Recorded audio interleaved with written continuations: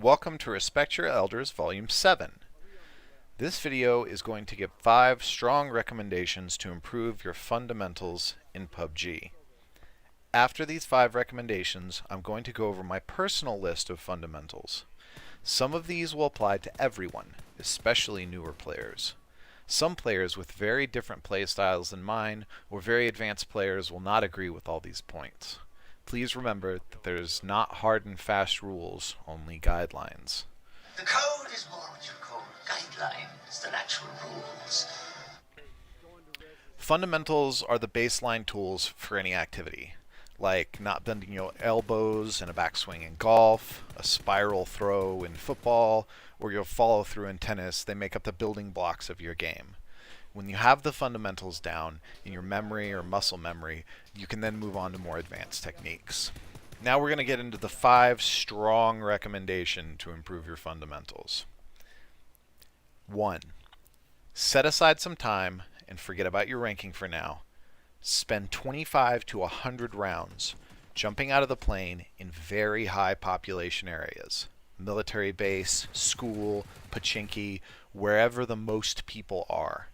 Just learn to loot something really fast and kill a couple people. Don't worry about dying or winning the round. Learn to kill people. And learn to get fast at picking stuff up. 2. After jumping in high population areas, you get used to fighting at speed in close quarters with little or no gear. Then dedicate 15 to 50 rounds jumping really far out from the plane track where no one else goes. Wait to the middle or end of the plane's track and jump out as far as possible perpendicularly from the line of the plane. Use these games not only to learn where to get cars, but how not to be seen by other players. In this picture there are 40 people. None of them can be seen. In this film we hope to show you how not to be seen. This is Mr. E.R. Bradshaw of Napier Court, Black Lion Road, Southeast 5. He cannot be seen. Now I'm going to ask him to stand up. Mr. Bradshaw, will you stand up, please? This demonstrates the value of not being seen. 3. Once you're done with this, assess how you've done in the last 2 parts. Are you better at the game in close quarters? Are you better at stealth? When do you beat people? And when do you lose? Take a bit and look at your own strengths and weaknesses.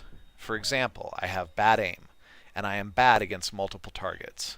I'm only mediocre at defense. I'm strong when assaulting fixed positions very rapidly, and I'm good at stealth and overall tactics. Tailor your play to your strong points and spend time working on elements of your game that are less than good. 4. Assess your weapon skills the same way. What weapons do you typically win with? What do you lose with? Try and use what you were good at most of the time, but also spend time using weapons you suck with. Number 5.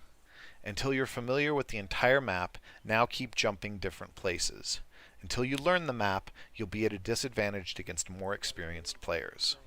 Now that you've completed numbers 1 through 5, here's my personal list of fundamentals for my particular style of play.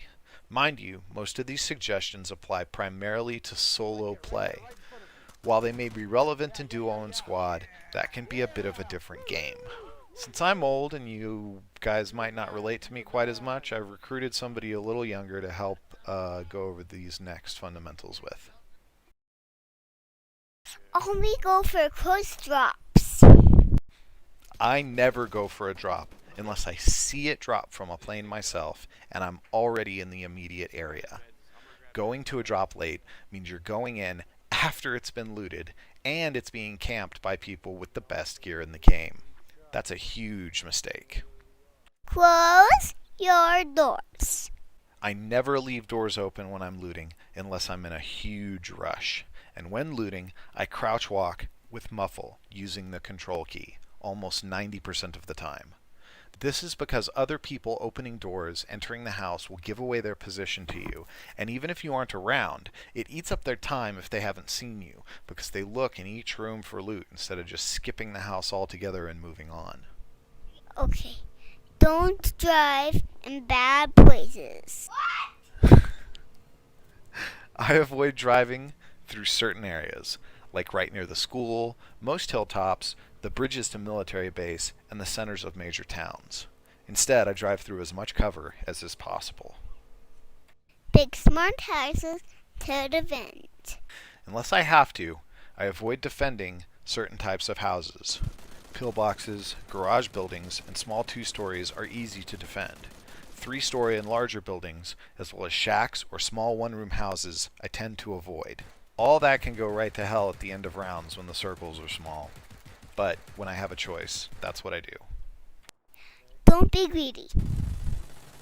Once I have one close-range weapon, one long-range weapon, a backpack, a scope, a vest, and a helmet, I stop looting.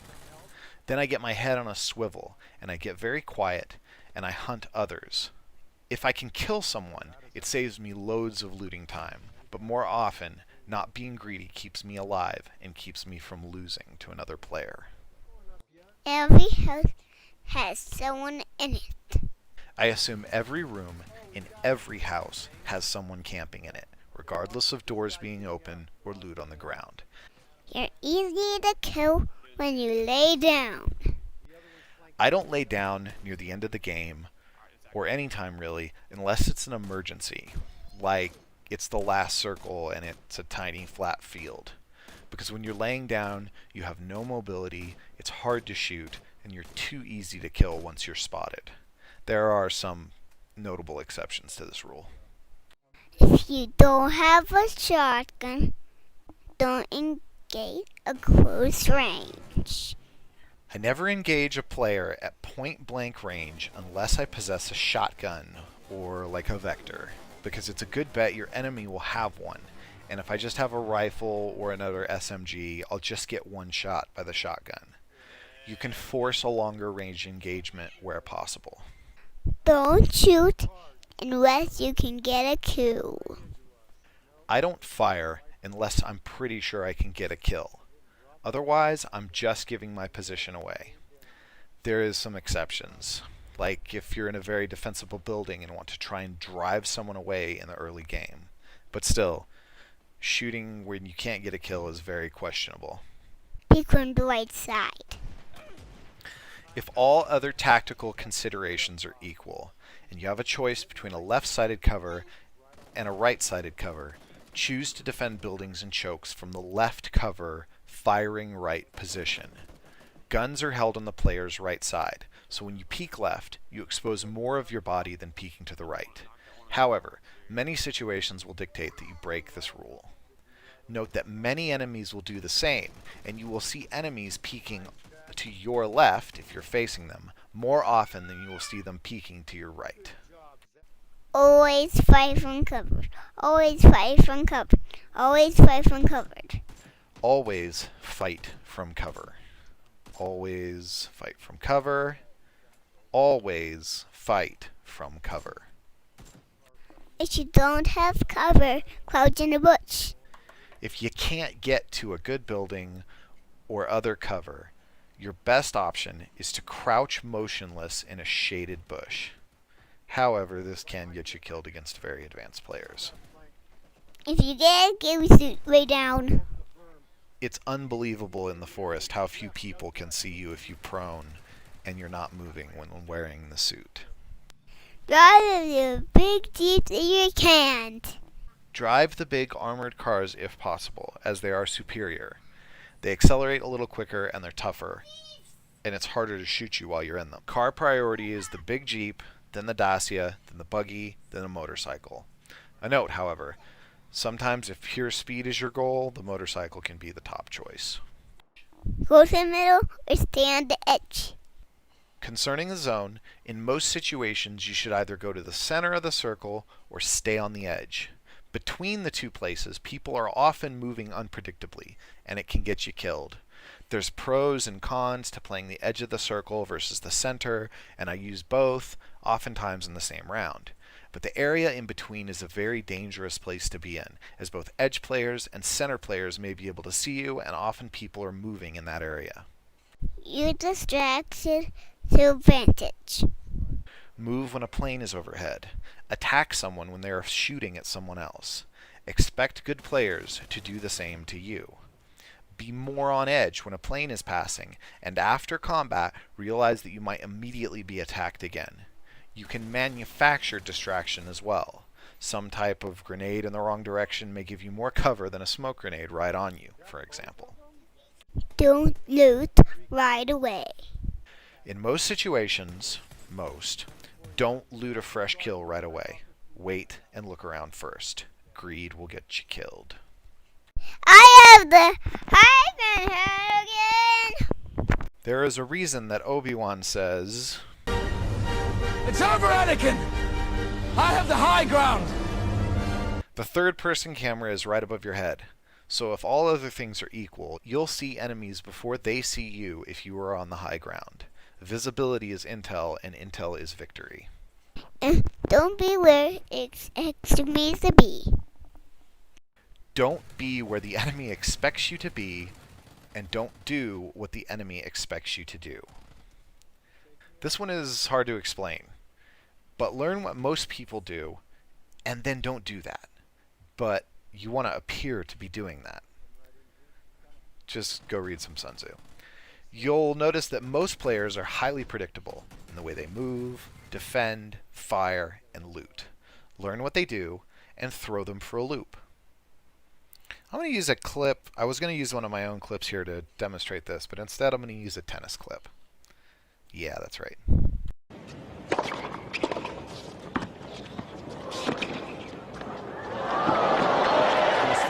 Good disguise too. I like the stamp of the right foot when he hits this drop shot. It's a big stamp like he's going to hit an aggressive slice deep. I should have put this overhead away, of course, on Esco, but easier said than done. That's a beautiful backhand, and there, fakes the lob, pulls it cross court. Oh, that's obnoxious. And there was a cheeky smile. Smoke grenades are for covering sounds. Smoke grenades typically aren't very good for making you not seen, as the smoke is client side. What they are great for is making a hissing noise in close quarters that can cover the sound of your muffled footsteps, allowing for you to attack or retreat undetected in some cases. Wave your one away. If you know you're going to lose an engagement, evacuate where possible. Living to fight again can win you rounds. You only need to kill the very last person to win. He's buggered off. So he has, he's scarpered. Brave Sir Robin ran away. No! Bravely ran away. I didn't! When danger reared its ugly head, he bravely turned his tail No! and fled. Yet brave Sir Robin turned about I didn't! and gallantly he chickened out, bravely taking I to never his did! Open fields are bad. Open fields are death. Avoid them as much as you can. Don't fear the first stone. I hope it's not scary. If you have 1 to 2 health packs, you can survive outside the zone in the very first zone for a very long time. Use that to your advantage. After the second circle, you really cannot spend any real time in the blue death zone. Near the end of the game, it's insanely damaging. Pay close attention to it. Pay attention to brain track. When you're moving towards the circle, when you can, or you're choosing a building or area of cover, understand that you should be furthest away from the center of the original track of the plane. Move towards or attack buildings from the side furthest away at a right angle from the track the initial airplane took. It's less likely you'll run into people from that side. Most people are closer to the center. Keeping an estimate of where people jumped out of the plane should dictate your movements on the map. Longer than here, then less people can hear you. When wondering if you should engage someone or let them pass, remember this. The longer you live, the less people there are to fight and to hear you. Early in the round, it's much worse to give away your position.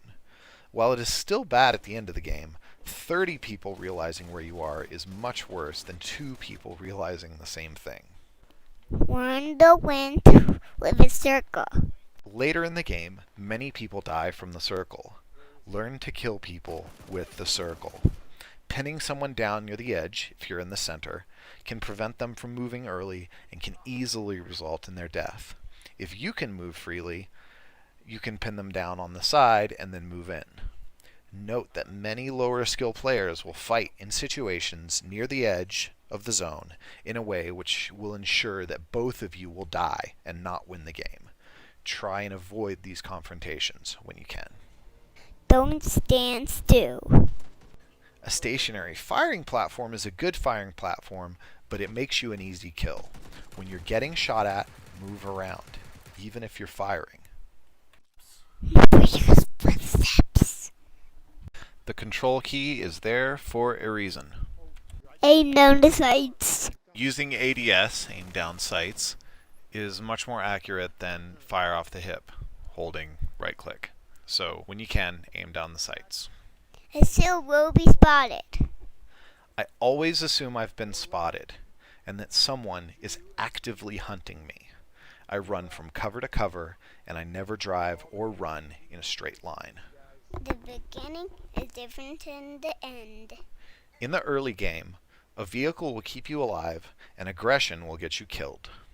In the late game, vehicles will get you killed and aggression will keep you alive.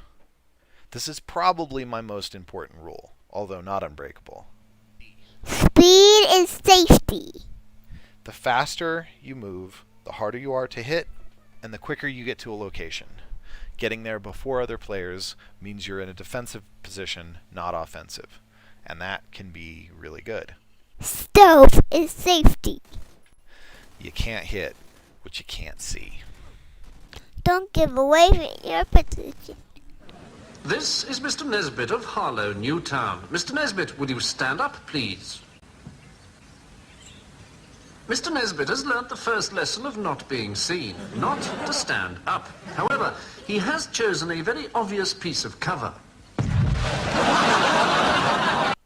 Your mileage will vary. Figure out what you do the best and try and play your game. Some things. Use third person 100% of the time, if you're not. Get used to dropping while looking for others. Learn the peek keys, Q and E. Some people recommend keeping weapons on auto mode, even when sniping, tapping for single shots.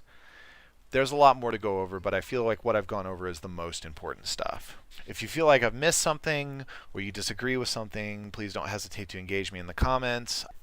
And I'll be looking forward to making more of these in the future. The next video is probably going to be on squad communication. Thanks so much for watching. Take it easy. Thank you, sir.